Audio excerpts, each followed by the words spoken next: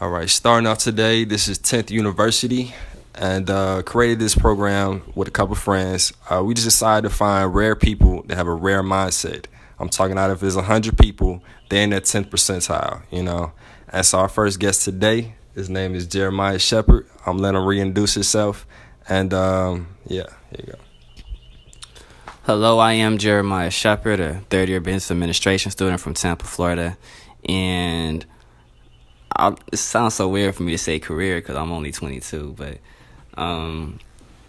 I've done different work as far as, different entrepreneurship projects, and I've also had a little dive in politics as well, which was kind of something that was a little, Tell me about that. It's something a little different, yeah. So yeah, I'm looking forward to whatever you have to ask me, man. Okay. Yeah, I brought him in today because we both worked at Publix, and we still do, actually. But I was like, the first time I met him, I was like, this person different. You know what I'm saying? Like, for one, he was real, he was upfront, and it's hard not to respect anybody that gives you what, that lets you know what it is, off the rip, So I was like, either you're not going to like him or you're going to like him. And I was like, dude, I like it. But yeah, I just want him to speak a little bit on like entrepreneurship and like how that changed him, and where did that come from for you? So this is going to be very cliche, but when it comes to inspirations for entrepreneurship, I have to give it to my mom. Like she is a hustler. She works a full-time job in insurance, and in her free time, she was always doing something different. Even right now, she has her own health and wellness. She has her own health and wellness company that she does on the side, where she sells different lotions, skincare products. She sells dish detergent. She sells, you name it, she got it. You know what I mean? And I just grew up being exposed to that, and she's always been very supportive of me. And I believe one thing that can help sculpt the mind of somebody who has the dreams and the aspirations of going into entrepreneurship is to have that support. Because as long as you have that support, you're just gonna keep going, because in entrepreneurship it's a very dog eat dog world, It's very easy to get discouraged because 9 times out of 10 the first time you try it, it's not gonna succeed, and it's kind of like talking to girls, you know what I mean? It's like the first time you talk to a girl, you're going to be sweaty, your approach is going to be off. Right. But then the more that you do it, the better at it that you're going to get. You hear enough no's, you start figuring out, okay, well, I think this one's going to work, you know what I'm saying? So, yeah. Exactly. Yeah. But, yeah, so another thing that, I wanted him to speak on was like, how do you train your mind? Like I remember you were telling me, at work about how you taking it serious, you know what I'm saying, and you finding new ways to challenge yourself and step out of your comfort zone and be a better entrepreneur. So like, what have you done to take steps towards that? It's so funny. Whenever people say entrepreneurship, I feel like people tend to overcomplicate it. But to me, being a great entrepreneur, at the end of the day, is just being a great person, being a great individual. And so, what does that consist of? Being a great listener. That's one of the things that I've always struggled with growing up because I like to talk. And so, once you learn how to listen, you can start to take in what other people want and what other people need. And then once you hear what other people want and need, that's when you can start to get to work on resolving that issue. Right. Another way that I train my mind is just to always try something new. Like right now I'm learning Spanish, which honestly learning a new language is always going to be difficult. But, I have friends, which is also a very important thing about entrepreneurship. You do need to have people who are going to help you out to reach your goal. You can't do it by yourself. I don't care what anybody says. Man. Look. I gotta ask you this question. I'm going off topic, but like, how do you manage social life, girls, fun, you know what I'm saying, and the business? Like, because the business is demanding. Like, if you're not putting 110, it's gonna show. You know what I'm saying? Yeah. So yeah, like, how do you manage that? it all goes together, honestly. You know, it's not making time for this. It's just, you know, this is all one thing. And, you know, it's really all marketing, you know, getting your brand out, and you are your brand. You know, so I don't look at it as, oh, man, I got to go to this party to be social. No, I got to get my brand out. You know, more people need to know me. Right. You know what I'm saying? People need to see me. Yeah. Like, they need to know who I am. Yeah. And so it's all networking. Life is just networking in itself. And so, like, when it goes to, like, talking to girls are probably the most helpful people in the world. You know what I'm saying? Like, helpful. Girls are very they're very supportive. Okay. they're true. very supportive. Especially a girl in love, where they will go through the grinder just to help you out. Man. And so, honestly, whenever it just goes time to, like, making time for those people, it's really helping me out, you know, because these people can help me out in the future. So I don't really see it as, oh man, this is so draining, I gotta go see these people. Nah, I gotta go see my friends. That's real. It's real. You know, I can tell already you got like I would call it a LeBron approach. Because a lot of people have a Michael Jordan approach where it's kind of like, I'm going to take the last shot. I'm going to score for me. You know, like, think about how many civil rights things, you know, Michael Jordan has done. Like, yeah, you never hear about it. LeBron, he's always been active on how he speaks on things. So I can tell, like, you trying to bring your network with you. And that's real. That's real. Thank you. Another thing we're going to talk about was, what are your goals? What's some goals you got right now? All right. Goals. Right now, I'm in school. So that's step number one, is to get out of school. But while I'm in school, because honestly, let's just be real. School doesn't really teach you much when it comes to entrepreneurship. Entrepreneurship, you really just got to get out there and learn on your own. Right. And so, goals that I have in life. So after this whole little COVID-19 thing wears off, which kind of put a damper on quite a few plans that I had, and because what I was actually gonna do, I was gonna go door to door and ask people what problems that they see within their community, because what problems that they see within their community, because what people tend to not realize is that we run government. And something that I've noticed, especially being in the area that I'm at, is that, you know, we always complain to each other, but we don't ever complain to the right people about what problems that we need resolved. Like, so you can ask anybody on the street, you know, they don't know who their city commissioner is. Uh-huh. You know, they don't know the right people to get situations. Exactly. Yeah. Some people don't even know their mayor, and so, and they don't even know when certain meetings are held. And so what I was going to do was I was just going to be a voice for the people, you know, go around and get their insight on what they need within their communities, because I'm not from Tallahassee, you know what I'm saying? So I don't know what they need or what they want, what problems that they see. So I was going to go around, talk to them, get all that information squared away, and I was going to go to the different meetings that they hold on a Capitol Hill. Right. Or on the Capitol here in Tallahassee, and, you know, get these situations resolved. You know, just talk to people. That's really all that it is. So my goal right now is to really just build my presence. Okay. So. Okay. All right. So, I mean, you've already I can tell you got a presence. That's man, I thought I was cool, man. I'm like, dang, who this dude learn from? Who your teacher, man? But I'm skipping to the last question. You said that'll be pretty interesting. So, like, what has Publix taught you? You know, not just, you know, on the job training. What has it taught you in life? Publix has taught me probably one of the most important things about myself and about life in itself. Wow. Do not fake it. Wow. At work, especially Publix, where it's like they have that, you know, premier service brand. Known for it. People tend to fake the funk off the nasty dunk, man. Let me tell you. Like, you can talk, you can see the people who are authentic about what they're doing. You can see the people who are kind of doing a more of an assembly line approach, where it's just like, Example. Get them through. Just to get them through, get them out. Right. And it's not genuinely who they are, you know? For example, I'm not going to say any names, but there'll be, like, different people who see a customer, oh, good golly gosh, sir, it's so wonderful to and you know they don't talk like that on a regular basis. You know they don't talk like that on a regular basis. Right. And, like, you can see it in the customer's eyes that, oh, this is just another cookie cutter employee who's just going to, you know, do whatever it is that he needs to do in order to get the job done.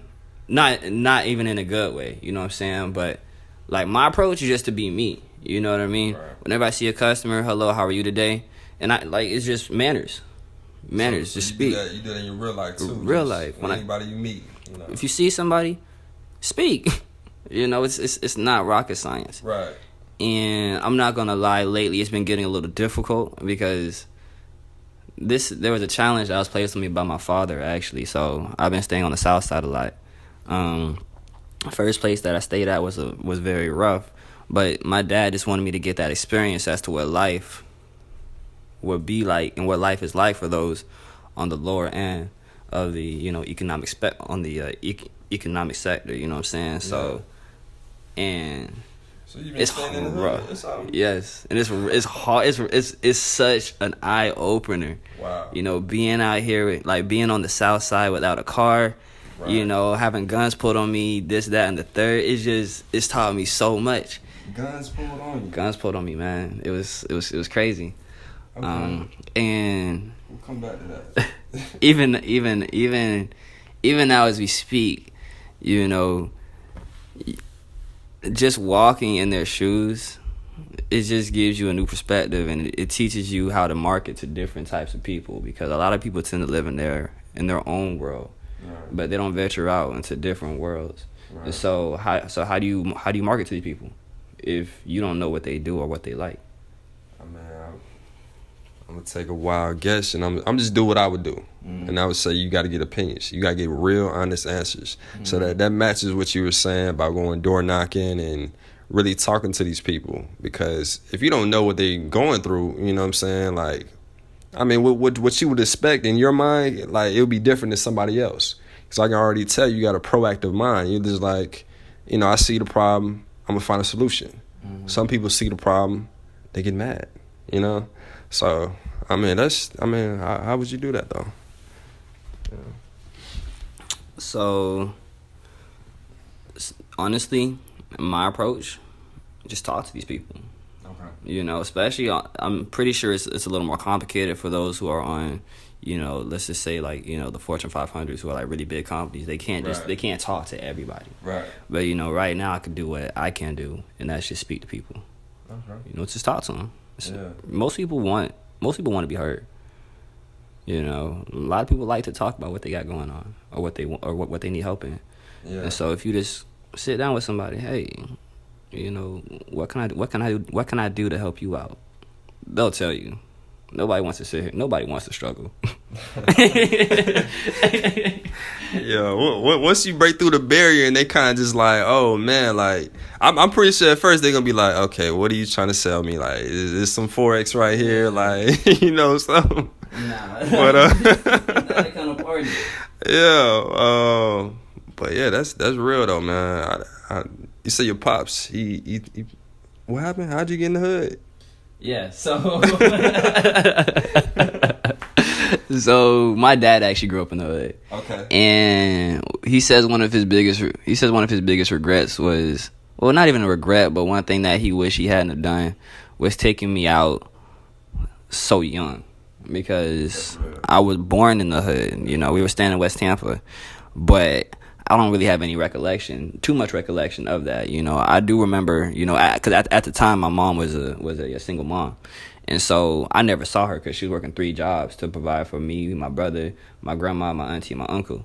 And so I never saw her. And by the time I turned about 3 years old, she ends up meeting this man who ends up becoming my stepdad. And I claim him as my biological dad because he's the one who did everything for me. And, you know, he is my dad. That's right. You know what I'm saying? And he was actually talking about having my last name changed pretty soon because he is, you know, that man. And so when they got together and they got married, I was probably around 4 years old. he got me out of there quick. You know what I mean? So I don't really have too much Memory of it. I don't have too much memory of it, you know. Yeah. There's not one hood bone in my body. I'll be honest, and even staying on the south side, you know, honestly, this is why I say just be you, because there was a point where I was trying to blend in, yo, no, Yeah, no, I know exactly what you mean. Exactly what you mean. Listen, just be you, because honestly, people could tell once you're faking it, because I was using words that I didn't even know what they meant. He was on the Dr. Seuss thing, going crazy, man. Like this rhyme, but I understand both sides of, like, you know, the coin, because it's like, you know, I was the opposite. You know, I never grew up in the hood. I wasn't born in the hood. I ended up moving to the hood through a bad situations, you know. You know, losing the house, family didn't have a job, and they all had to keep it a secret, you know what I'm saying? So it was like, when I moved to the hood, it was like, bro, like, this is crazy, like, this is ridiculous. And it's a culture shock. Yeah, and for me to get comfortable, I was still just like, all right, I see where this is good, I see this where this is bad, you know. You definitely see both sides. But going back to what you said about being yourself, that was the best thing I did. Like, people in the neighborhood, they didn't know me as like the cool guy or whatever yet. It was just like, they knew me, oh, that's that boy that always had the basketball. Yeah. And that was my identity, because I was like, I'm just hoop forever, you know what I'm saying? So, oh yeah. But I know we're short on time, so I'm gonna give you one more question, man. Okay. What is the best way, you know, to serve people? The best way that I know to serve people, be a friend. That's real. Just be their friend. People tend to complicate life, man. Listen, boyfriend, girlfriend, male, female, just be a friend. That's all people want. And honestly, the best way to start is just being honest. Mm-hmm. Take out all the guesswork for them. You know, lay everything out for them. Be transparent. You know, and that's all people want. Look, what you see is what you get. Wow. What you hear is what you get. I'm not trying to give you no runaround. Yeah. You know what I'm saying? And so once you become their friend, they'll just start talking to you about stuff. You know, and you'll become one of those people where you'll be like, oh dang, why is this person who I don't even know coming up and talking to me? Yeah. Why? Because you just have that presence. You know, Right. you just have that presence. And so now that people are just talking about their problems, it's your job to fix it. It's like one more thing. It's like, somebody asked me, you know, just walking around FAMU campus, you know, it's easy to give hand fives and get a new person in rotation where you giving them hand fives, you barely know their name, you know. Mm-hmm.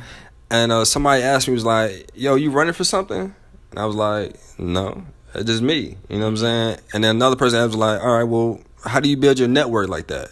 And I was like, to this day, I don't even network. I'm be honest with what I do. I just make friends. Right. You know, I'm just like, oh, he's good energy. Bring him around. Oh, she's cool. Oh, I like what you're doing. You know what I'm saying? And people, they always look surprised, like, wow, this is original. But I'm just like, I think that's how it's supposed to be. It's weird if it wasn't like that, you know? Yeah. So I can definitely tell you, you know, you something similar to that. I'm surprised we haven't run into each other, bro. Where you been hiding, man?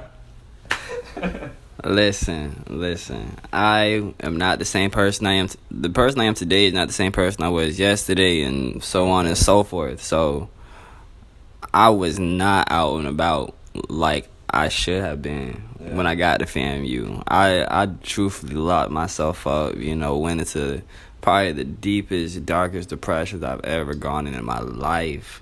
Damn. In my life, listen, my parents were trying to baker at me again. And I was just like, listen, if I didn't have that strong support, I would have never been able to get to the point that I am right now.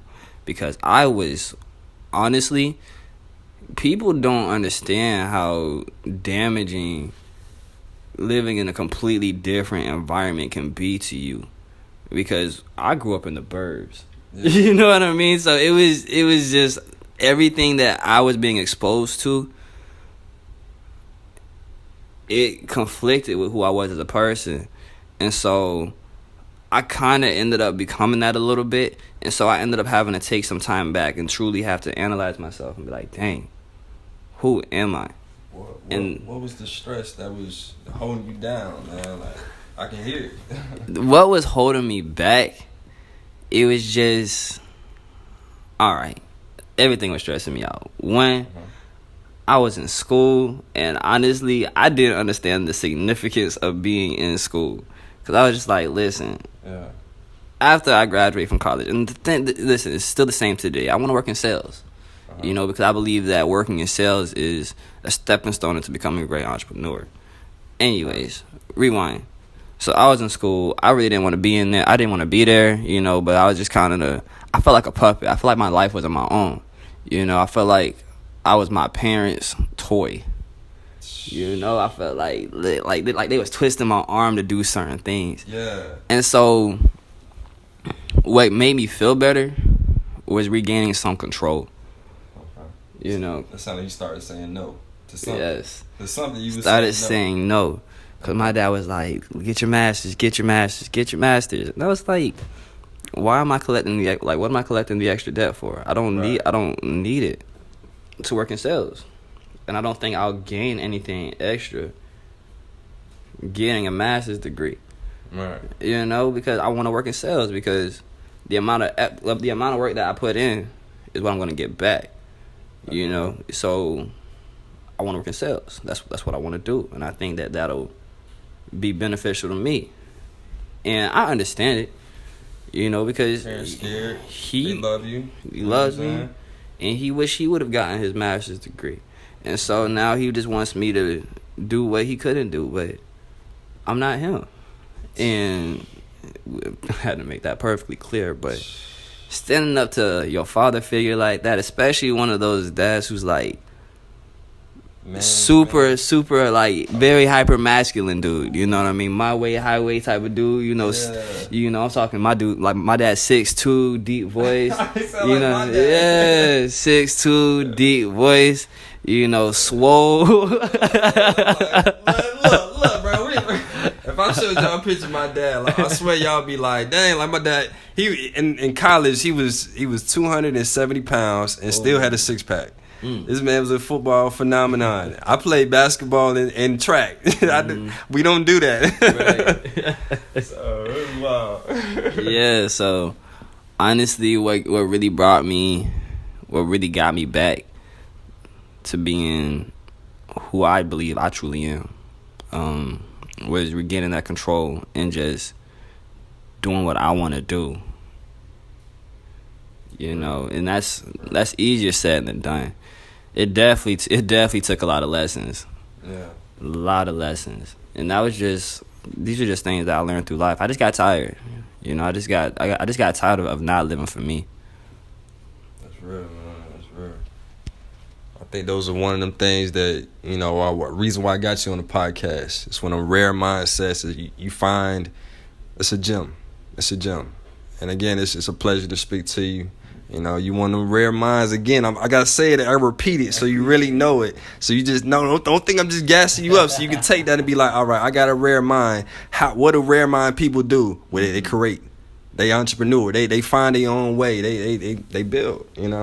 So I think this is an important message to a lot of other people out there that it can be done, and just you got to start. You know what I'm saying? So, but so it was awesome to have you on here. We're gonna close it up. And all right.